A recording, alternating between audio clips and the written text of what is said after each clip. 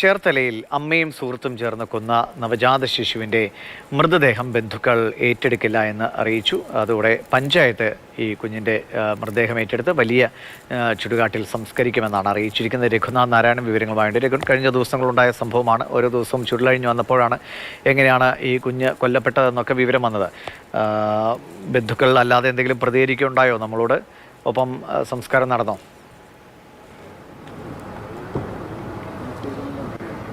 ബന്ധുക്കളാരും ഈ വിഷയത്തിൽ ഇതുവരെ പ്രതികരിച്ചിട്ടില്ല എന്ന് മാത്രവുമല്ല, മൃതദേഹം ഏറ്റെടുക്കാനും അവർ തയ്യാറായിട്ടില്ല. പോലീസ് നൽകിയ വിവരത്തിൻ്റെ അടിസ്ഥാനത്തിൽ പഞ്ചായത്ത് അധികൃതരെത്തി നടപടിക്രമങ്ങൾ പൂർത്തിയാക്കി കുട്ടിയുടെ മൃതദേഹം ഏറ്റുവാങ്ങി വലിയ ചുടുകാട്ടിൽ അവിടെ ഒരു പൊതുശ്മശാനമുണ്ട്, അവിടെ സംസ്കരിക്കാൻ വേണ്ടിയാണ് നിലവിൽ തീരുമാനിച്ചിരിക്കുന്നത്. പ്രതികളെ രണ്ടുപേരെയും ഇന്ന് കോടതിയിൽ ഹാജരാക്കും. ഒപ്പം തന്നെ അമ്മയുടെ ആൺസുഹൃത്തിന് നേരെ കൊലപാതക കുറ്റം അടക്കം ചുമത്തിയിട്ടുണ്ട്. അമ്മയ്ക്കെതിരെ നിലവിൽ കൊലപാതക കുറ്റം ചുമത്തിയിട്ടില്ല. ഇവർ ഗൂഢാലോചന അടക്കമുള്ള കേസിലാണ് ഇവരെ പ്രതി ചേർത്തിരിക്കുന്നത്. എന്തായാലും ഇവർ രണ്ടുപേരും മാത്രമല്ല, ഇരുവരുടെയും വീട്ടുകാരും, അതായത് ഇവർ ഗർഭിണിയാണെന്നും കുഞ്ഞിന് ജന്മം നൽകിയ കാര്യവുമൊക്കെ എല്ലാവരും അറിഞ്ഞിട്ടുണ്ടായിരുന്നു. പക്ഷേ കുഞ്ഞിനെ ഒഴിവാക്കണമെന്നുള്ളൊരു പൊതുധാരണ എല്ലാവരും എടുത്തിട്ടുണ്ടായിരുന്നു. പക്ഷേ എങ്ങനെയാണ് ഒഴിവാക്കേണ്ടതെന്നുള്ളൊരു തീരുമാനം ഇവർ രണ്ടുപേരും ചേർന്നാണ് എടുത്തത്. ആശയും ആൺസുഹൃത്തും ചേർന്നാണ് എടുത്തത്.